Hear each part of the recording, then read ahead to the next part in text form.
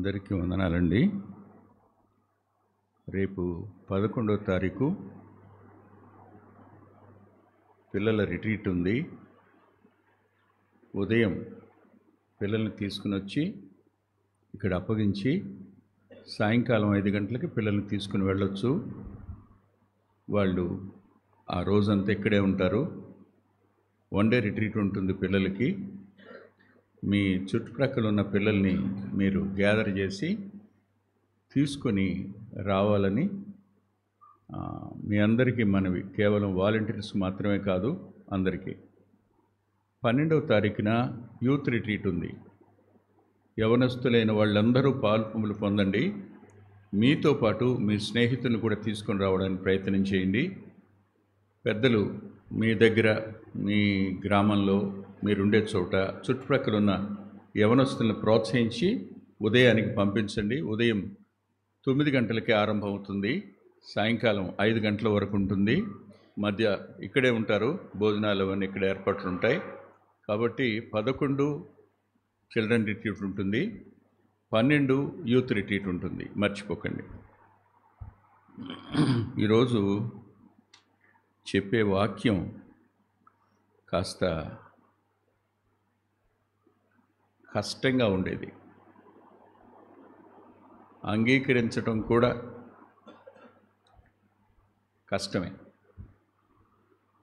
కానీ ఆదరించబడే అవకాశం ఉంది.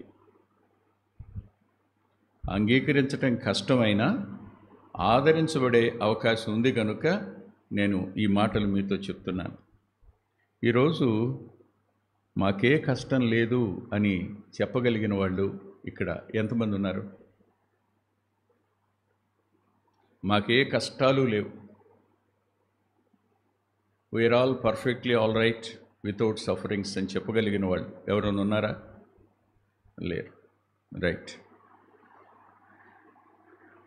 మమ్మల్ని శత్రువులుగా చూసేవాళ్ళు ఎవరూ లేరు, అందరూ మమ్మల్ని ప్రేమిస్తారు అని చెప్పగలిగిన వాళ్ళు ఎవరైనా ఉన్నారు ఇక్కడ? పోనీ మేము అందరినీ ప్రేమిస్తున్నాం, మాకెవరి మీద కష్టం లేదని చెప్పగలిగిన వాళ్ళు ఉన్నావా ఇక్కడ?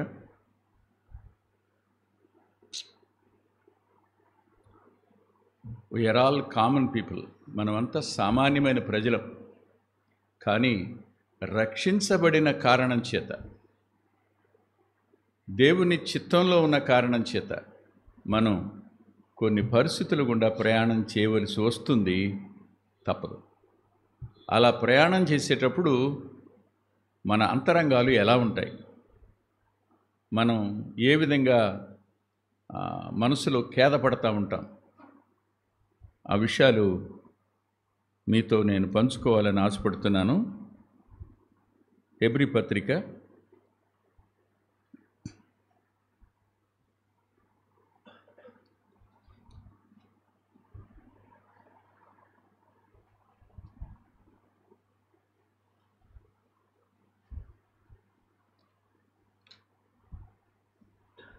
2వ అధ్యాయం 18వ వచనం. తాను శోధింపబడి శ్రమ పొందెను గనుక శోధింపబడు వారికి సహాయము చేయగలవాడై ఉండెను. శోధింపబడి, ఇదేమిటి? శోధనకు శ్రమకు సంబంధం ఉందా? ఉంది. పరీక్షకు శ్రమకు సంబంధం ఉంది.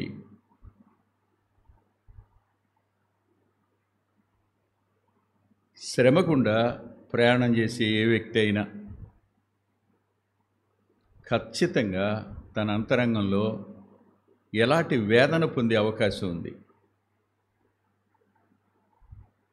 ప్రభువుని జ్ఞాపకం చేసుకుంటే తప్ప, ప్రభు మన కనుల ముందు ఉంటే తప్ప ఆదరించబడడం అనేది అసాధ్యం. మరి ఇంకోటేం లేదు. నేను మిమ్మల్ని ప్రశ్న అడుగుతాను, మీరు నాకు చెప్పండి. ఇది నా ప్రశ్నే కాదు, ఇది రీఏబుల్ అనేటువంటి పురాతనమైన ఒక రచయిత యొక్క ప్రశ్న. రీఏబుల్. ఆయన అన్న మాట ఏమిటంటే 33.5 సంవత్సరాలలో ప్రభు ఎప్పుడైనా ఎవరి చేతనైనా ఆదరించబడి ఉంటాడా అని.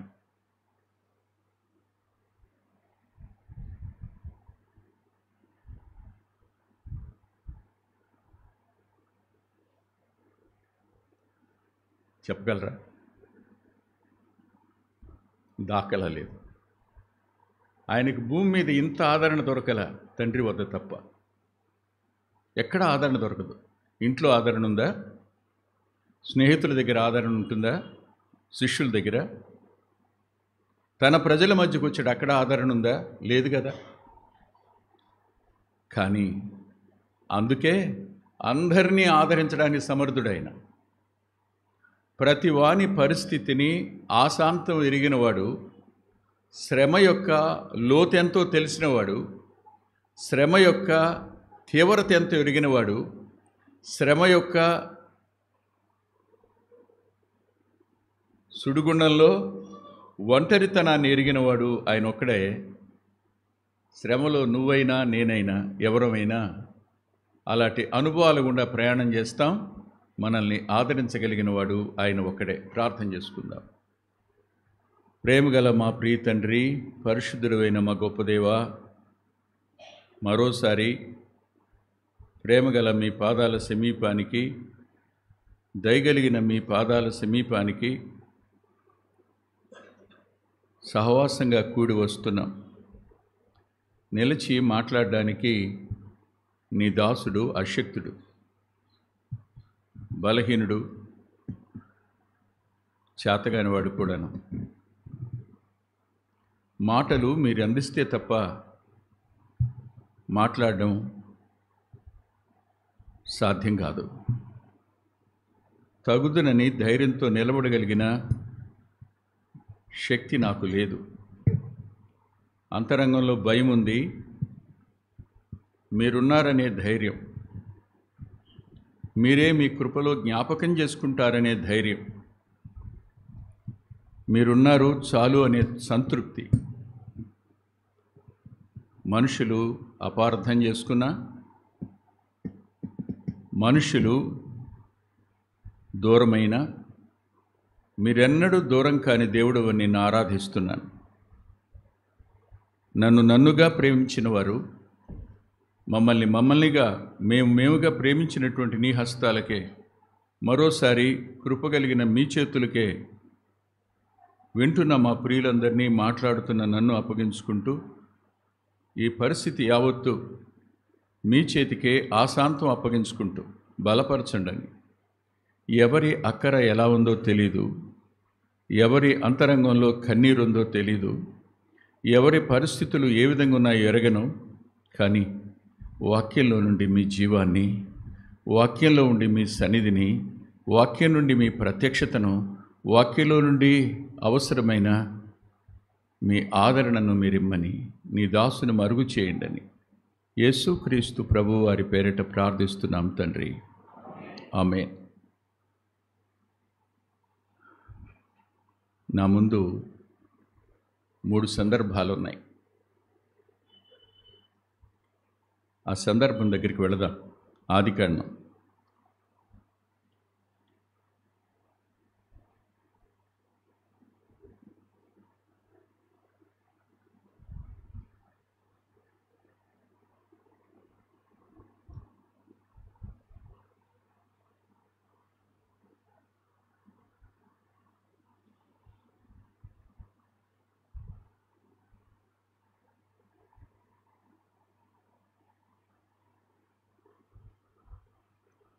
27వ అధ్యాయం.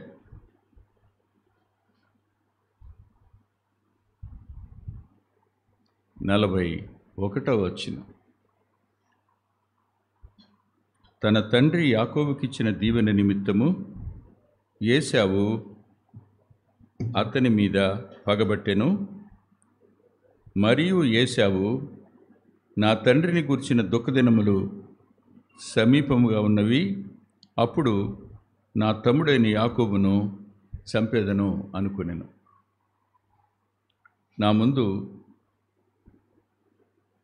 యాకోబు, ఏశావు ఇద్దరు ఉన్నారు.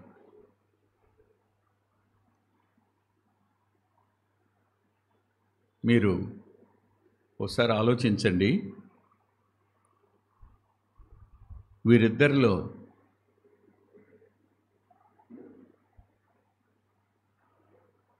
ఎవరు మంచోళ్ళు?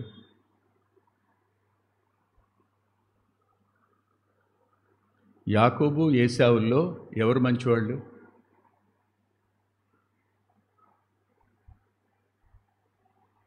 మాట్లాడరా?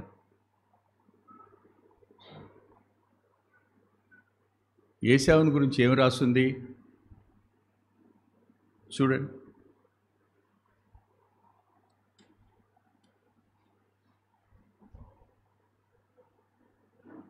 హెబ్రీ పత్రిక 12వ అధ్యాయం 16వ వచనం చూడండి. ఒక పూట కూటి కొరకు తన జ్యేష్ఠత్వపు హక్కును అమ్మివేసిన ఏశావు వంటి భ్రష్టుడైనను వ్యభిచారి అయినను ఉండునేమో అని జాగ్రత్తగా చూచుకోండి. అవునా? మరలా తిరిగి రండి. మలాకి గ్రంథం, లాస్ట్ బుక్ పాత నిబంధన గ్రంథంలో, మొదటి అధ్యాయం 2వ వచనం.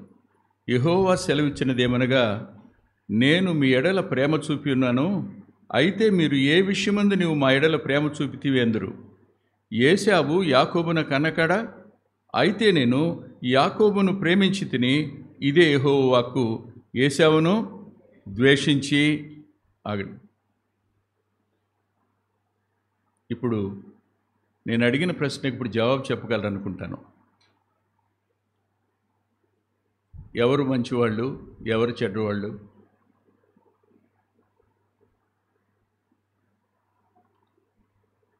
అంటే నాకు యాకోబులో తప్పులేదు నేను అంటున్నానా? యాకోబు అమ్మ శోధించినప్పుడు శోధనకి లొంగిపోలేదు నేను అన్నానా? అమ్మ మాట చొప్పునే అన్నను మోసం చేశాడని అలా కాదు అని అంటున్నానా? లేదుగా.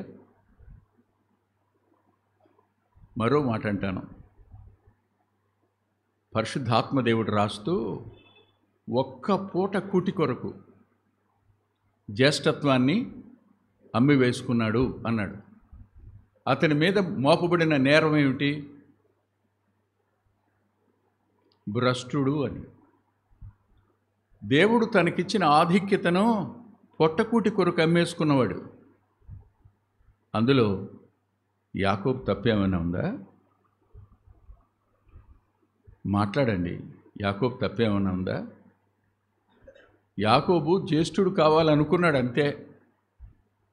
పెట్టమంటే అన్నాడు, ఊరికినే పెట్టను, జ్యేష్ఠత్వం ఇస్తావా అన్నాడు. అవును, అది ఇచ్చేస్తే పుచ్చుకునేదా? రేపటి నుంచి నువ్వు తమ్ముడివి, నేను అన్ననే అన్నాను అనుకోండి, అవుద్దా? పిలవచ్చుగాక, కానీ వాళ్ళు నాకంటే పెద్దోళ్ళే, నేను చిన్నోడి వయసులో. కాకపోతే వాళ్ళు నన్ను అన్నయ్య అని పిలుస్తారు, నేను ఆయన తమ్ముడు అని పిలుస్తాను. అంత మాత్రం చేత నేను వాళ్ళకంటే పెద్దోడిని కాదుగా. పిలిచేటప్పటికి అయిపోద్దా? కాదుగా. కానీ అక్కరలేదు నాకు, చచ్చేవాడికి ఇదెందుకు, తీసేసుకో అన్నాడే. అక్కడ జ్యేష్ఠత్వాన్ని తృణీకరించినటువంటి తత్వం, దేవుడిచ్చిన ఆధిక్యతను తృణీకరించిన తత్వం ఒక పూటకూటి కొరకు. మీరు ఆలోచించండి. ఇప్పుడు ఏశావు యాకోబు మీద పగబట్టాడు. ఎవరు? భ్రష్టుడైన వాడు, వ్యభిచారి అయిన వాడు. ఎవరి మీద పగబెట్టాడు? మోసం చేసిన వాడి మీద పగబెట్టాడు. అంతేగా. ఇప్పుడు నేను అంటాను, మోసం చేసిన ఈ వ్యక్తిని దేవుడు ప్రేమించాడా? పగబెట్టిన ఈ వ్యక్తిని దేవుడు ప్రేమించాడా? నా మాటలేం అర్థం కాలేదా? ఇద్దరు మనుషులే, కానీ యాకోబు దేవుని యొక్క ప్రేమను పొందాడు. యాకోబు దేవుని యొక్క ప్రత్యక్షతను పొందాడు. ఏశావు దాన్ని చేజేతులా కోల్పోయాడు. కానీ ఏ నిర్ణయం తీసుకున్నాడు? చంపేస్తాను. ఇదేగా తీసుకున్న నిర్ణయం కాదా? మరి వాస్తవానికి ఏశావు వల్ల ఇంటి నుంచి దూరం అయ్యాడు.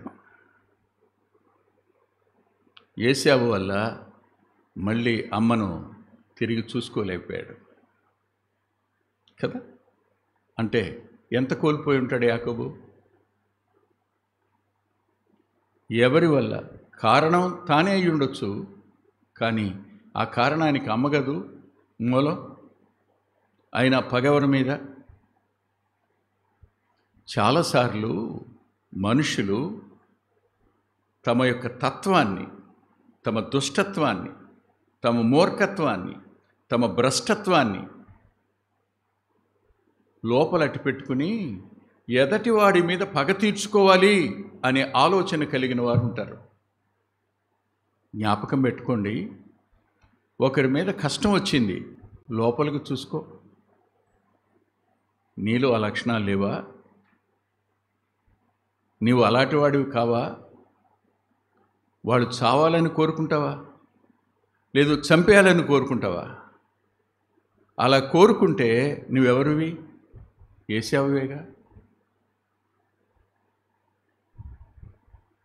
దూరంగా పారిపోయినవాడు ఎదిరించాడా? మౌనంగా దూరంగా వెళ్ళిపోయినవాడు అక్కడికి వెళ్ళి సుఖపడ్డా? చెప్పండి. మామ చేత మోసపోలేదా? 14 సంవత్సరాలు ఉడిగం చేయలేదా? ఆలోచించండి మీరు. ఏశావు వంటి వ్యక్తులు యాకోబు వంటి వారి శ్రమలకు పరోక్షంగానో ప్రత్యక్షంగానో కారకులవుతారు. అందుకని హబక్కూకు 1వ అధ్యాయం 13వ వచనంలో ఓ అద్భుతమైన సత్యాన్ని దేవుణ్ణి ప్రశ్నిస్తాడు ఆయన. హబక్కూకు గారు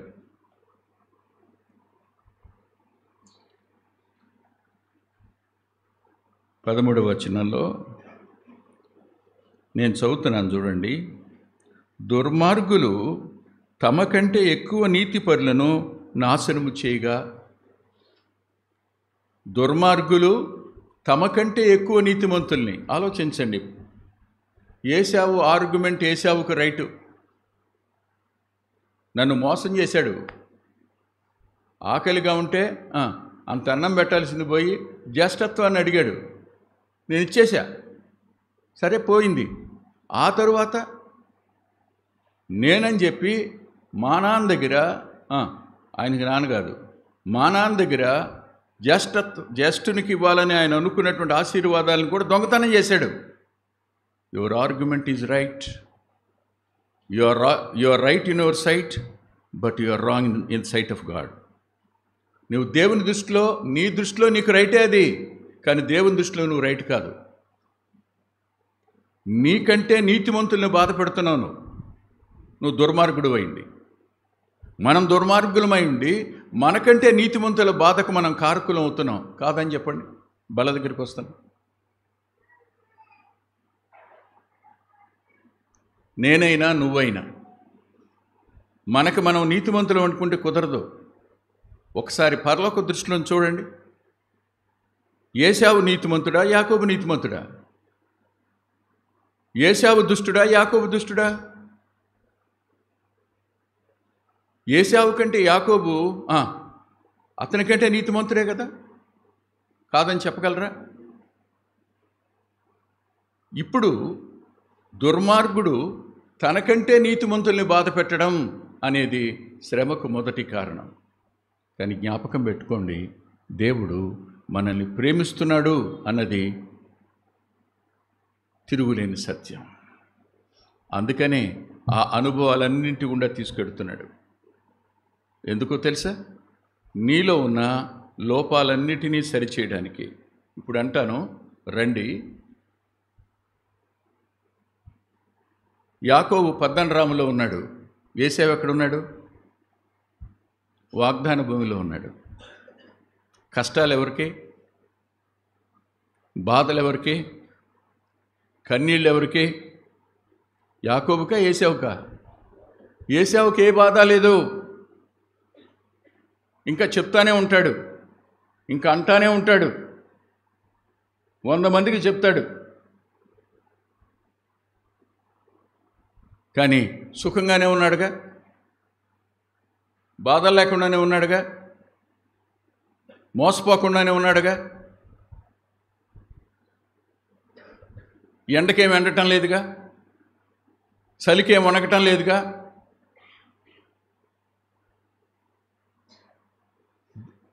దొంగిలించినవి కానీ, మృగాలు తిన్నవాటికి కానీ డబ్బులు కట్టుకోవట్లేదుగా.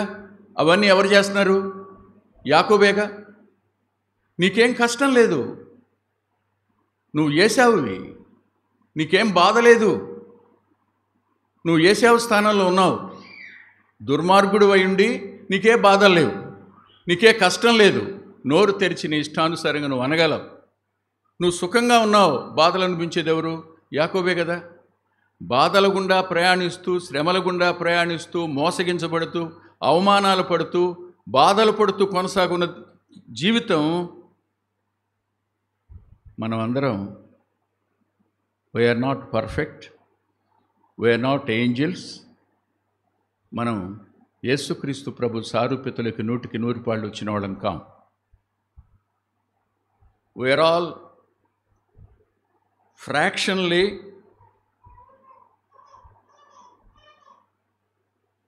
Get his image, that's all. Fraction అంటే పాయింట్ పెట్టి సున్నాలు పెడతామే, 1.0000 తర్వాత ఒకటో ఎంత పెడతామే అంత. ఆ ఒకటేమో మనం, ఇది కూడా కాదు, ఇది 0 తర్వాత 0 పెట్టి తర్వాత అంతే మనం. అయినా సరే రక్షించబడ్డాం. ఆయన శరీరానికి, ఆయన రక్తానికి సాదృశ్యంగా ఉన్న ఇందులో పాలు పంపులు పొందడానికి మనం అర్హులం. కానీ ఏశావు వంటి వాడు అర్హుడు కాడు. అర్హుడు కానివాడు సుఖంగా ఉన్నాడు. అర్హుడైన వాడు శ్రమ గుండా, కష్టం గుండా, బాధ గుండా, అవమానం గుండా, కన్నీటి గుండా, నిద్రలేని పరిస్థితుల గుండా ప్రయాణం చేస్తున్నాడు. ఇదేగా జరిగేది ఆనాడైనా ఈనాడైనా. కాదని చెప్పగలరా? నేను ముందే చెప్పాను కదా, అంగీకరించడం కొంచెం కష్టంగా ఉంటుందని. ఆలోచించే దగ్గర కాస్త ఇబ్బంది పడతారు, నాకు తెలుసు. ఏశావు సుఖంగా ఉన్నాడు. ఒక మేకపిల్లను కూడా యాకోబు పట్టుకెళ్ళా. జ్యేష్ఠత్వానికి రావాల్సిన 2/2 భాగం ఏం తీసుకోవాలా. అబ్రహాము ఆస్తిలోంచి చిల్లి గవ్వ కూడా రాలా. కానీ మోసం చేశాడనే పేరు మాత్రం మిగిలింది కదూ. ఆశీర్వాదాలు దొంగిలించాడనే పేరు మాత్రం మిగిలింది కదూ. యాకోబును ధనవంతుడిగా చేసింది ఎవరు? దేవుడు. కానీ నిందేమొస్తుంది? అరే రే, అన్నకి ఇంత చిక్కుడుగాయలు కూరబెట్టి జ్యేష్ఠత్వం దొంగిలించేశాడయ్యా. అమ్మ మాటలు విని అమ్ముండింది తీసుకుపోయి జ్యేష్ఠునికి రావాల్సిన ఆశీర్వాదాలన్నీ పొందేశాడయ్యా. ఇవే మాటలుగా వచ్చాయి. రాసింది కూడా అదేగా. కానీ దానివల్ల అతనికి వచ్చింది ఏది? ఏమీ లేదు. అన్నీ మీ దగ్గరే ఉన్నాయి, మీరు సుఖంగానే ఉన్నారు. కానీ బాధలు అనుభవిస్తుంది మాత్రం దేవుణ్ణి ప్రేమించేవారు. కాబట్టి శ్రమ గుండా, బాధ గుండా మనం చేసిన వాటిని బట్టి మనం ఏ మేలు పొందకపోయినా అది పదే పదే పదే పదే గాయపరచడానికి కారణమైనప్పుడు నువ్వు దేవుని చేత ప్రేమించబడుతున్నావు గనుక నీకు శ్రమలున్నాయి. వాళ్ళు దేవుని ప్రేమను నోచుకోరు గనుక వాళ్ళకే శ్రమలు లేవు. అది ఏశావు. నెంబర్ 1. నెంబర్ 2 దగ్గరికి రండి.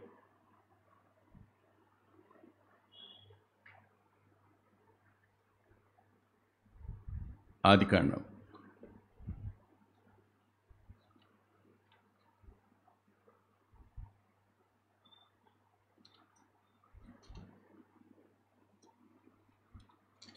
39వ అధ్యాయం.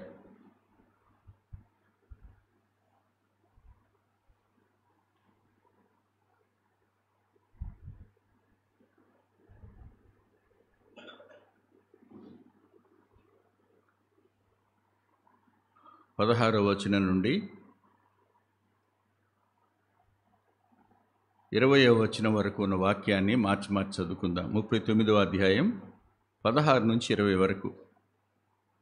అతని యజమానుడు ఇంటికి వచ్చే వరకు అతని వస్త్రము తన దగ్గర ఉంచుకొనెను.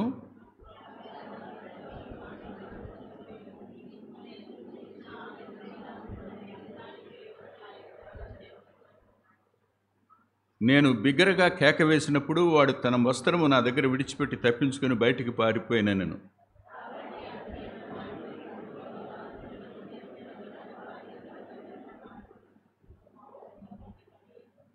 ఏమి బ్రేక్ఫాస్ట్ ఏం చేయకుండా వచ్చారా ఏంటి? మెల్లగా చదువుతున్నారు. 20 అందరం కలిసి చదువుకున్నాం. అతన్ని పట్టుకొని రాజు ఖైదీలు బంధింపడి చెరసాలలో వేంచెను. అక్కడతడు చెరసాలలో ఉండెను. ఇది one of the beautiful examples, ఒక అద్భుతమైన మాదిరి ఉదాహరణ. ఆమె చేతిలో అతని వస్త్రం ఉంది. అది అతను వచ్చేంత వరకు అట్టిపెట్టుకుంది. భర్తకి వస్త్రం చూపించింది. ఇదిగో నువ్వు తెచ్చావే, కొని తెచ్చావే దాసుడు, హెబ్రీ దాసుడు, వాని వస్త్రం ఇది. అతని కళ్ళకు వస్త్రం కనపడింది, అతని చెవులకు ఈ మాటలు వినపడ్డాయి. ఆలోచించండి, ఎదటి వారు చెప్పేది నమ్మేయడానికి 2 కారణాలు. వాళ్ళు నీ కళ్ళకు చూపిస్తారు, నీ చెవులకు వినిపిస్తారు. నిజమైన వాస్తవం దేవునికి మాత్రమే తెలుసు. Nobody knows the real truth. ఆమె చేతిలో వస్త్రం ఉంది, ఆమె నోటిలో మాటలు ఉన్నాయి. నిజమే చెప్తుందా? నేను చెప్పేది అబద్ధం అనుకుంటున్నారా మీరు? కాదు కాదు, బిగ్గరగా కేక వేశా. అక్కడ ఎవరైనా ఉన్నారా? ఎవరూ లేరుగా. యోసేపు ఏమైనా జవాబు చెప్తాడా? చెప్పడగా. నోరు తెరవడగా, మౌనంగా ఉంటాడుగా. వాస్తవానికి గొడవ చేయవలసిన వాడెవడు? యోసేపు. అల్లరి చేయవలసింది ఎవరు? యోసేపు. కానీ మౌనంగా ఉన్నాడు.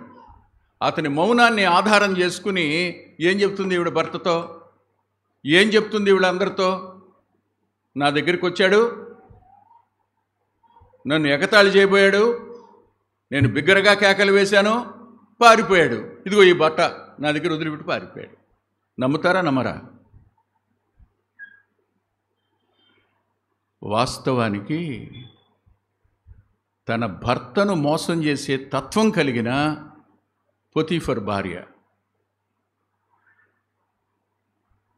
తన భర్త ఎడల నమ్మకస్తురాలు కాదు ఈ అమ్మాయి.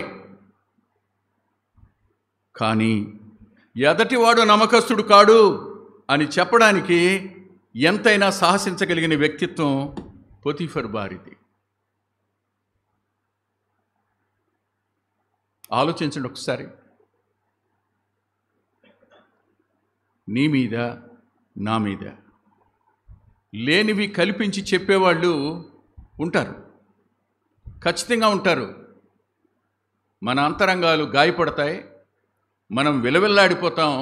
అసలు వాళ్ళ లక్షణం అది ఐమే లక్షణం, అది ఐమే చేసిన పని. కానీ ఎవరికి ఆపాదించింది? యోసేపుకి ఆపాదించింది. యోసేపును నేరస్తుని చేసింది. యోసేపు వ్యభిచారిగా చూపిస్తుంది. ఇప్పుడు యోసేపు చెప్పనా నేను అనకూడదేమో, పలకూడదేమో ఆ మాట. ఏం చేయడానికి వచ్చాడు నన్ను?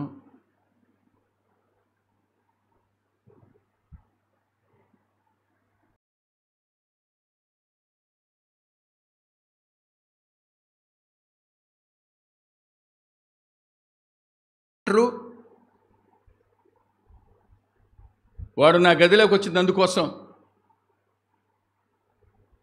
నన్ను బలాత్కారం చేయడానికి వచ్చాడు. వాస్తవేనా? ఆలోచన ఎవరిది? ఆ అమ్మాయిది. కానీ ఎవరి మీద మోపింది? యోసేపు మీద మోపింది. ఎందుకని? తన ఇష్టం నెరవేర్చబడలేదని, తన కోరికే తాను అనుకున్నట్టు జరగలేదని. అవునా కాదా? ఎంతమంది విశ్వాసులు ఇలాంటి అనుభవాల గుండా ప్రయాణం చేస్తున్నారో చెప్పడానికి వీలు కాదు.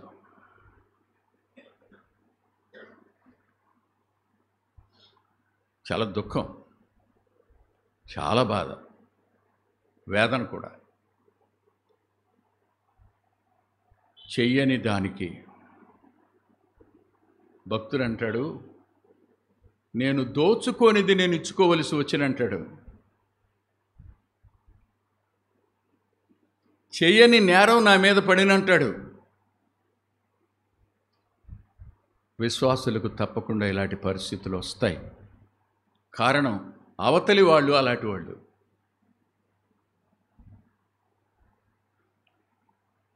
నేను మీకు మాట చూపిస్తాను. ఆ మాట చూస్తే పొతీఫర్ భార్య యొక్క వ్యక్తిత్వం స్పష్టంగా కనపడుతుంది. చూడండి, సామెతల గ్రంథం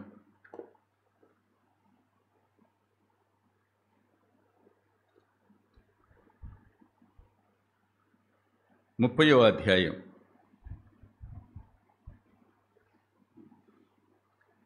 20వ వచనం. జారిని యొక్క చర్యను అటిదే, అది తిని నోరు తుడుచుకొని నేను ఏ దోషమో ఎరుగను అనును. అమ్మో, నా అంత పవిత్రాలు ఎక్కడుందండి? నేనా? అసలు చెప్తున్నాను కదా, నేను పర్ఫెక్ట్, నేను నీతిమంతురాలిని, నేను నీతిమంతుణ్ణి, నాలో తప్పేం లేదు, అసలు నేను ఎప్పుడు పాపం చేసే అరగను.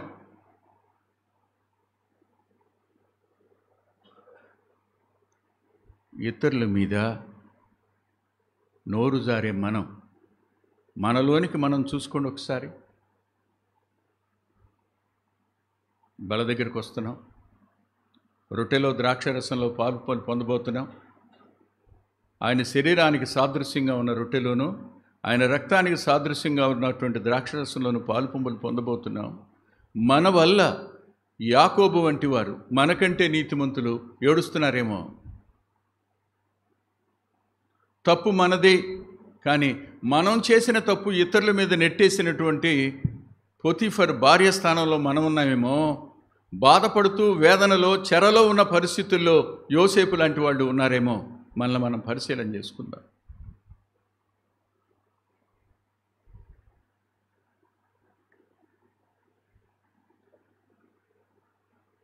యాకోబును ప్రేమించాను అని చెప్పినవాడే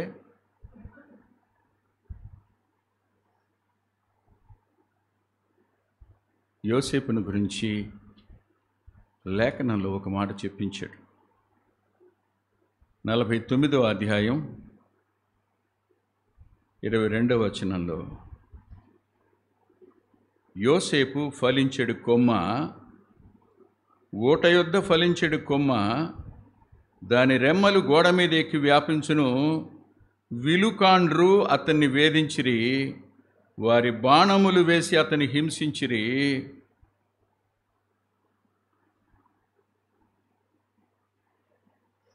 బాణాలు వేసింది అన్నదమ్ములే కాదు, పొతీఫర్ భార్య కూడా.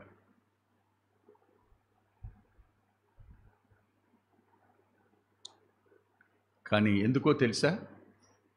ఫలించడానికి, ఫలించే కొమ్మగానే ఉండడానికి. దేవుణ్ణి ప్రేమించాడు, దేవుడు నిన్ను ప్రేమిస్తున్నాడు అని రుజువు యాకోబులో కనిపిస్తుంది. లేనిపోయిన నిందలు పడడం ద్వారా ఫలించడం అనే అద్భుతమైన దేవుని యొక్క ప్రణాళిక అందులో దాగి ఉంది అనే సత్యాన్ని మన అంతరంగాలకు అర్థమైతే మనం ఆదరించబడతాం, ఓదార్చబడతాం, ధైర్యాన్ని పొందుతాం.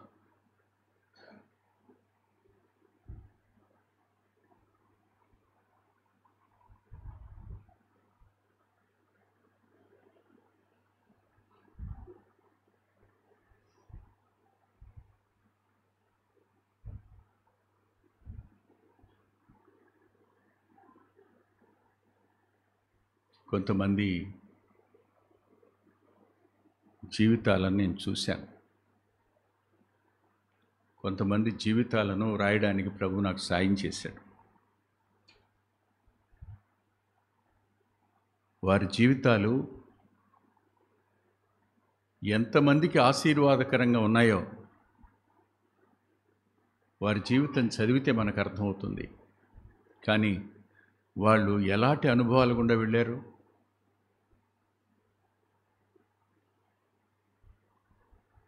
మీరే ఆలోచించండి. రాజారావు గారిని వాళ్ళ అన్నగారు పొలానికి వెళ్ళి నీళ్లు పెట్టరా పోరా అన్నాడు. ఈయన వెళ్ళాడు, ఆ గట్టుకున్న తూము తీశాడు, నీళ్ళు వచ్చినాయి. నీళ్ళు వెళ్తున్నాయి, మెల్లగా మోకరించాడు.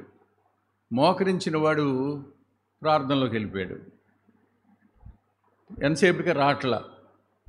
తీరా వచ్చి చూస్తే పొలం అంతా నిండిపోయింది నీళ్లతో. కానీ కట్టాలిగా, కట్ల. ఏం చేస్తున్నాడు? మోకరించున్నాడు.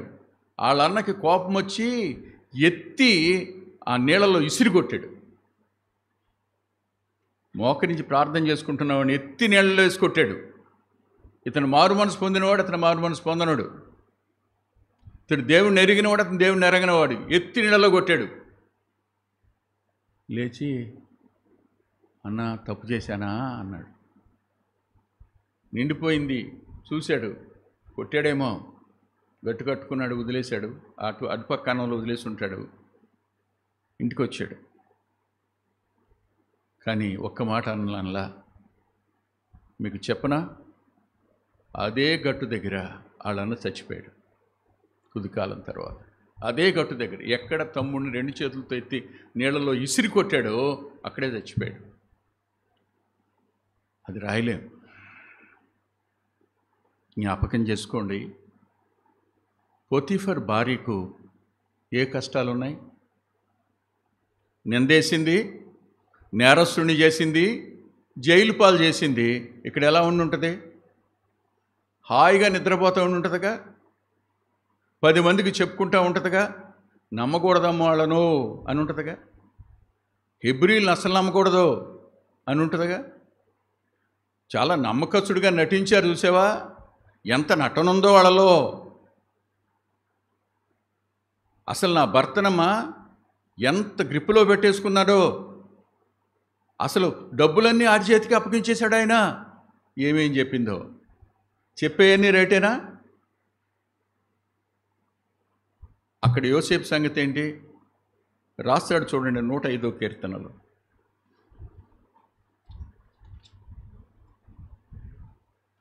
105 18వ వచనం. వారు సంకెళ్ళ చేత అతని కాళ్ళు నొప్పించిరి, ఇనుము అతని ప్రాణము బాధించెను.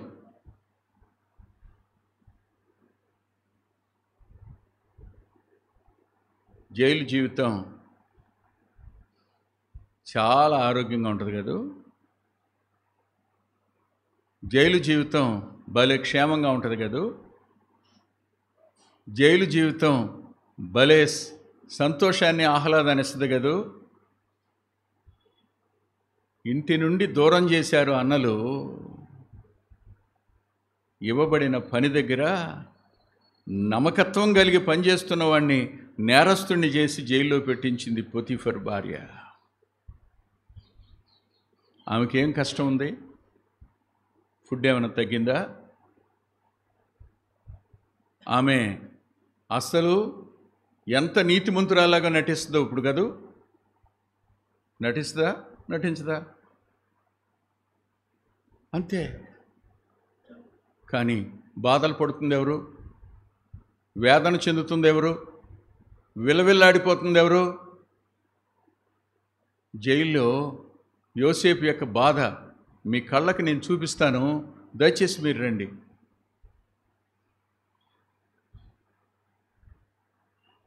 ఆదికాండం 38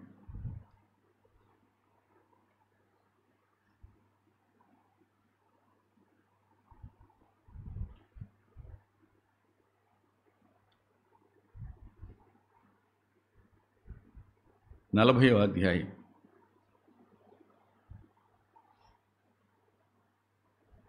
14 వచనం.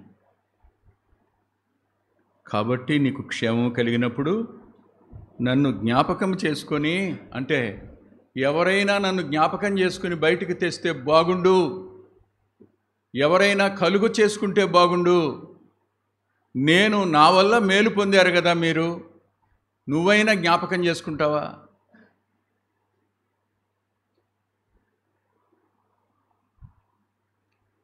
నా యందు నువ్వు కరుణిస్తావా? ఇతరుల జ్ఞాపకం కోసం, ఇతరుల కరుణ కోసం చెరసాలలో పానదాయకుల అధిపతిని బ్రతిమాలుకుంటున్న యోసేపు అంతరంగం ఎంత నొప్పితో బాధతో నిండి ఉంటుందో ఊహించండి మీరు. నీతిమంతుడు గదు, పరిశుద్ధుడు గదు, నమ్మకస్తుడు గదు, నిజాయితీపరుడు గదు, యథార్థవంతుడు గదు. కానీ ఒక పానదాయకుల అధిపతి ముందు చేతులు కట్టుకుని, నా విషయం పట్టించుకుంటారా? నన్ను ఎలాగైనా ఇక్కడి నుంచి బయటకు తీసుకెళ్తారా? నాకు మళ్ళీ స్వేచ్ఛనిస్తారా అంటూ ఇలా అంటాడు. 15వ వచనంలో, ఏలయనగా నేను హెబ్రీల దేశం నుండి దొంగిలించబడితేనే, I was stolen from the Hebrew nation. ఏం గుర్తు చేసుకుంటున్నాడు? మా ఇంటి నుండి నన్ను దొంగతనం చేసి తెచ్చేశారయ్యా, మా అన్నలు అమ్మేశారంట, అలా దొంగతనం చేయబడ్డాను నేను.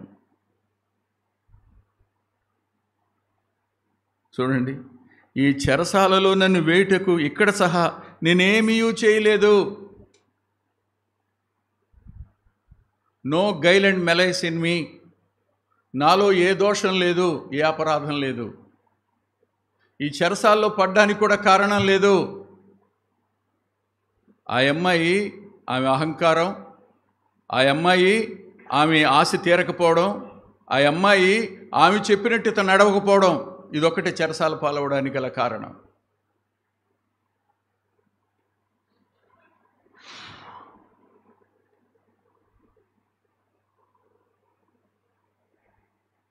చెప్పండి, ఇప్పుడు ఏశావు బాగానే ఉన్నాడు, పొతీఫర్ భార్య బాగానే ఉంది, యాకోబే కష్టాల గుండా వెళ్ళాడు, యోసేపే సంఖ్యల గుండా, చెరసాల గుండా, అవమానం గుండా, నింద గుండా, శిక్ష గుండా ప్రయాణం చేశాడు.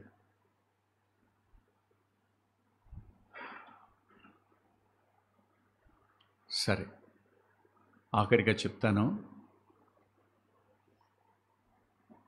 దావీదు, సౌలు. సమూయేలు మొదటి గ్రంథం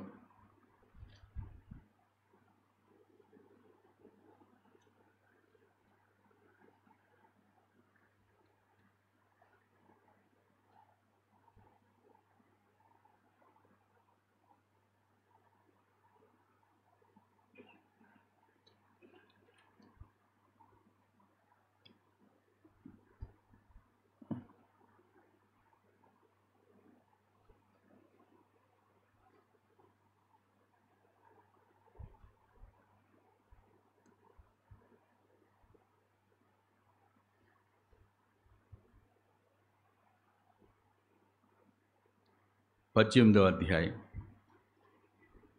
9వ వచనం. కాబట్టి నాట నుండి సౌలు దావీదు మీద విషపు చూపు నిలిపెను.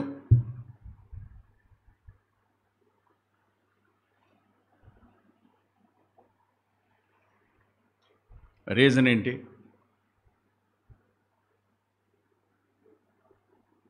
రీజన్ ఏంటో చెప్పండి.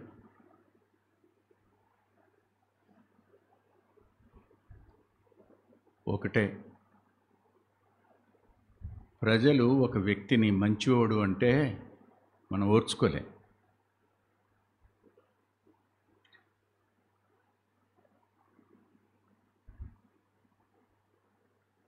చాలా కష్టం. యాకోబును ఆయన ప్రేమించాడు, యోసేపును ఫలించెడు కొమ్మగా చేశాడు, దావీదును తన హృదయానుసారుడుగా చేయాలనుకున్నాడు. సౌలు స్పిరిట్ డిఫాల్టెడ్ పర్సన్. పాత నిబంధన గ్రంథంలో ఆత్మ తొలగిపోయిన పరిస్థితుల్లో ఉన్నవాడు. దైవాత్మ స్వాధీనంలో లేడు, దురాత్మ యొక్క స్వాధీనంలో ఉన్నాడు. స్వాధీనంలోనికి పోతాడు. ఇక అప్పటికే శరీరంలోనికి వచ్చేసాడు. ఆత్మానుసారంగా ప్రారంభించిన శరీరానుసారంగా మారిపోయిన పరిస్థితులు. దుఃఖం అనిపిస్తుంటుంది. అవును, ప్రజలు అంటారు సౌలు 1000, దావీదు 10,000 అని. అవునా? ఆ రోజు నుంచంట. అంటే ప్రజలు ఎవరిని మెచ్చుకుంటారో వాళ్ళకి శత్రువులు అవుతారు. ఈ విషపు చూపు నిలబడానికి గల కారణం ఏంటి? ప్రజాభిమానమేగా. ఇప్పుడు అంటాను నేను, దావీదు ఎలాంటి పరిస్థితులు గుండా ప్రయాణం చేశాడు చెప్తారా మీరు? పారిపోయాడు. పారిపోవడానికి భార్య కిటికీలోంచి కిందకి దింపాల్సి వచ్చింది. అక్కడ ప్రారంభమైంది పారిపోవడం. ఇంకక్కడి నుంచి వయసు ఎంత? చిన్నోడే, మంచి యవ్వనంలో ఉన్నాడు. సౌలు చేత తరమబడ్డాడు, దేశం నుంచి దూరం అయ్యాడు, ఆరాధించే స్థలం నుంచి దూరం అయ్యాడు, తనకు అత్యంత ఇష్టులైన వారి నుంచి దూరం అయిపోయాడు. ఇంకొక మాట కూడా, సౌలు దావీదు మీద తీర్చుకున్న పగ ఏంటో తెలుసా మీకు?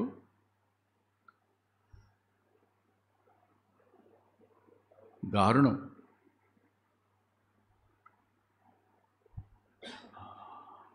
మెరబునిస్తానన్నాడు.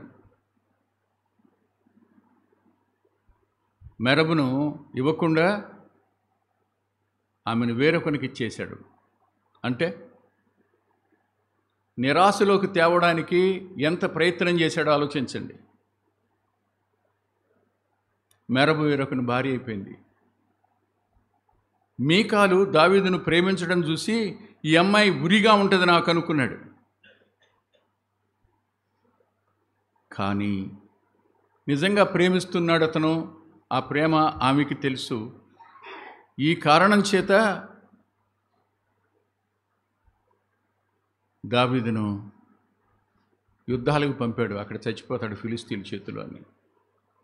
అంతేకాదు, మెరబును మీకాలును పెళ్లి చేసుకోవడానికి ఓలి ఎంత నీచమైనది అడిగాడో తెలుసా? ఎంత నికృష్టమైన పని చేయించాడో తెలుసా దావీదుతో? అంటే నా కూతుర్ని చేసుకోవాలంటే నువ్వు ఆ స్థాయికి వెళ్ళాలి. విషపు చూపు. అవి తెచ్చి దావీదు ఇచ్చాడు.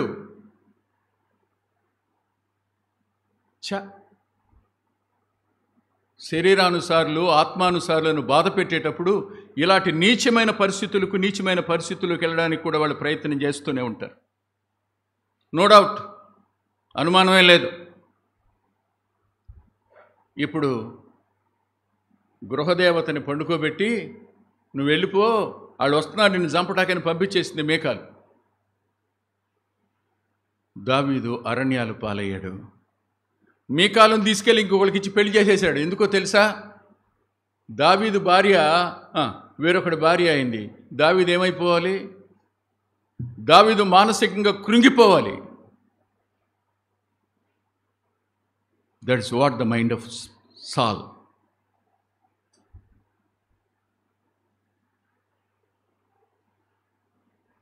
ఈ సౌలును గురించి ప్రభు మాట్లాడుతూ అసలు ఎలాంటి మాట మాట్లాడాడో చూడండి సమూయేలు 2వ గ్రంథంలో.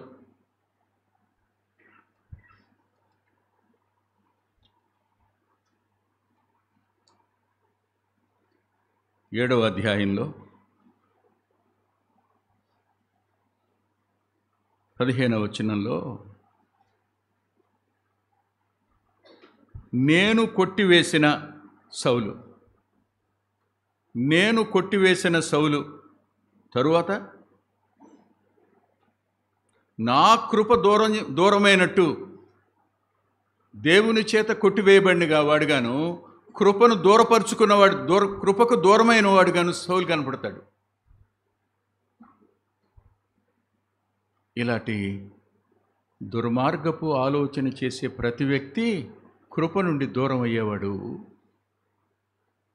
అంత మాత్రమే కాదు కానీ దేవుని చేత కొట్టివేయబడే దుస్థితిలోనికి వెళ్ళేవాడు.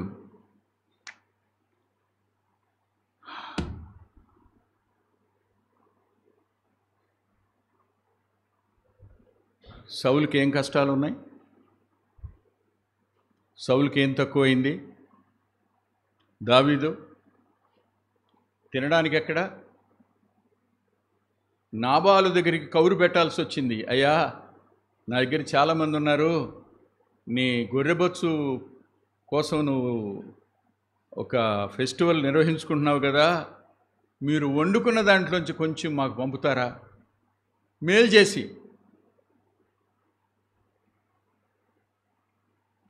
మేలు చేసి రాత్రింబగళ్ళు వాళ్ళ యొక్క గొర్రెలకు కావలి ఉండి తమ దగ్గర ఉన్నప్పుడు చేసి యాచించిన పరిస్థితుల్లోనికి పట్టెడు అన్నం కోసం తన పక్కన ఉన్న వాళ్ళ కోసం ఈ దుస్థితిలోనికి దావీదు రావడానికి కారకుడు సౌలు కాదా?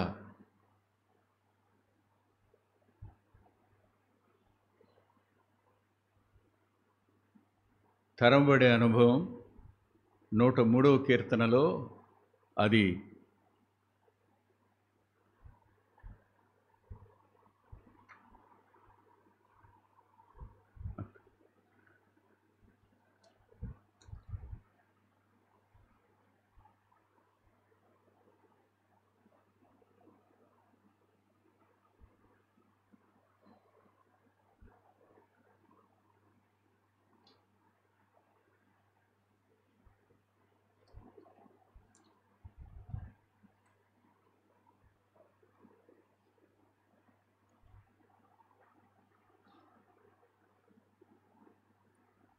కీర్తన 103 కాదు, 40వ కీర్తన అది 42 కోరహు కుమారులు రచించిన కీర్తన అని ఉంటుంది. కానీ దాని ఎసెన్స్ అంతా మాత్రం దావీదే, దాని సారాంశం దావీదే.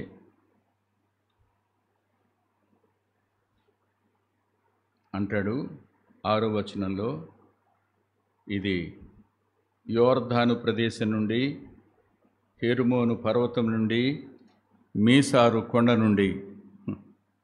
ఈ పూట యోర్దాన్ దగ్గర ఉంటే సాయంకాలానికి హెర్మోను, చీకటి పడితే మీసారు కొండకి. అవునా? ఆలోచించండి. ఒక చోట నిలకడగా ఉండే పరిస్థితి లేని దుస్థితిలోనికి దావీదు.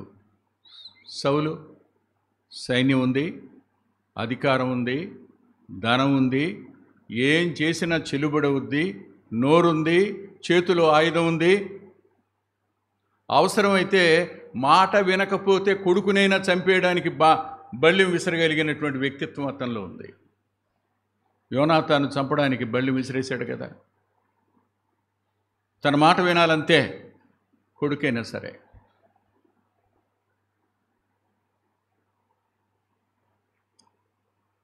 అందుకని గలతీ పత్రికలో 4వ అధ్యాయం 29వ వచనంలో,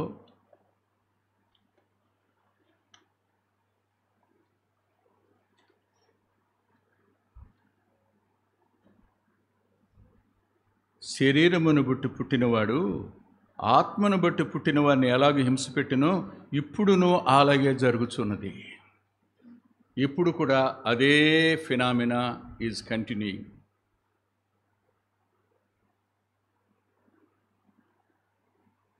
The same old trend is continuing. అంతే. భ్రష్టుడు దేవుని చిత్తంలో ఉన్నవాడిని తరిమాడు, చంపాలనుకున్నాడు. వ్యభిచారిణి పరిశుద్ధుడి మీద నిందలు వేసింది. శరీరానుసారుడు, ఆత్మ తొలగిపోయినవాడు, కృపను పోగొట్టుకున్నవాడు, దేవుని చేత కొట్టివేయబడినవాడు దేవుని హృదయానుసారుణ్ణి తరిమాడు. కష్టాలు ఎవరికిప్పుడు, బాధలు ఎవరికిప్పుడు, ఇబ్బందులు ఎవరికిప్పుడు, అవమానం ఎవరికిప్పుడు? అవునా? ఇప్పుడు ఎవరి మాటలు నమ్ముతారు? యోసేపు ఏం చెప్పడుగా, నేను నిర్దోషినని. యోసేపు తన గురించి తాను ఎక్కడ చెప్పుకోలేడు, మౌనంగా ఉంటాడు. కానీ పోతీఫర్ భార్య మాత్రం నేరస్తులను రుజువు చేస్తుంది. చెరసాలలో వేసి ఇదిగో లేకపోతే జైలు ఎందుకుంటాడంటది. ఏమైనా చేయగలరు. ఇక్కడ అంటాడు, ఆయన శోధించబడి శ్రమ పొందెను గనుక శోధించబడి వారికి సహాయం చేయ సమర్థుడు.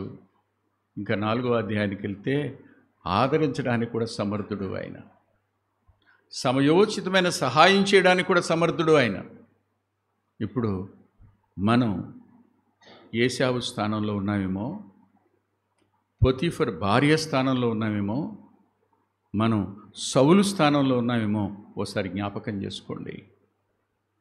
ప్రభు గాయాలకు, ప్రభు హింసకు, ప్రభు అవమానానికి, ప్రభు మీద నేరాలు వేసిన దానికి నేను ఎప్పుడు ఇలా అనుకుంటాను.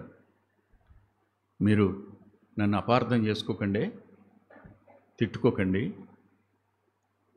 నేను ఆకలి గొంటిని, మీరు నాకు అన్నం పెట్టారు. నేను దప్పిగొంటిని, మీరు నాకు దాహం ఇచ్చారు. నేను చెరసాల్లో ఉన్నాను, మీరు చూడవచ్చారు. నేను రోగినై ఉన్నాను, మీరు పరామర్శించడానికి వచ్చారు. ఎప్పుడు ప్రభువా అని అంటే, అల్పులని నా సహోదరులు ఒకరికి చేస్తే నాకు చేసినట్టే అన్నాడు కదా. ఇదేనా? మీరు నీతిపరుణ్ణి నిందల పాలు చేశారు. అల్పుడైన ఒక నీతిపరుణ్ణి నిందల పాలు చేశారు. రక్షించబడిన ఒక వ్యక్తి మీద మీరు నేరాలు మోపారు. చెప్పిన వాటిని మీరు నమ్మారు. అపకారం చేసి తరిమితే మీరే తరిమారు.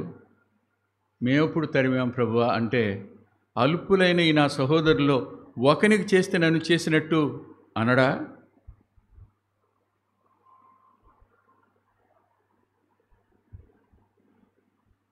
ఇవి ఒక్కటే ఆలోచిద్దామా? మేలు కొరకే ఆలోచిద్దామా? అవమానం చేసిన దగ్గర ఆయన అనుకోదా?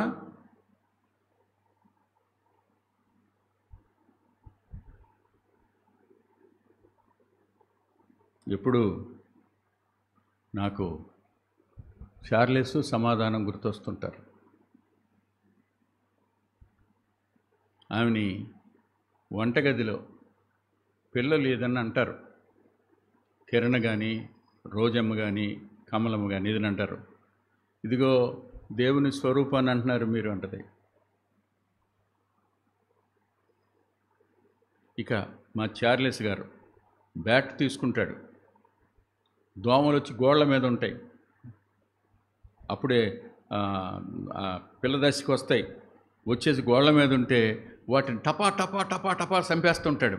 ఏంటంటే దేవుని స్వరూపాన్ని కొడతాయి అన్నయ్యి అంటాడు. దానికే మీకు అంత కోపం వస్తే, ఆయన రక్తం పెట్టి కొనుక్కున్నాడే, ఆయన స్వరక్తం ఇచ్చి సంపాదించుకున్నాడే, ఆ వ్యక్తులను మీరు అపఖ్యాతి పాలు చేసినప్పుడు, ఆ వ్యక్తులు మీరు తరుముతున్నప్పుడు, ఆ వ్యక్తులకు మనశ్శాంతి లేకుండా చేస్తున్నప్పుడు, ఆ వ్యక్తుల మీద నిందలు వేస్తున్నప్పుడు ఆయన మీద వేసినట్టుగా ఆయన అనుకోడా? దానికి మనం లెక్క చెప్పొద్దా? తల్లు వంచి ఆయన పాదాల దగ్గర ఒప్పుకుందాం, మోకరిద్దాం.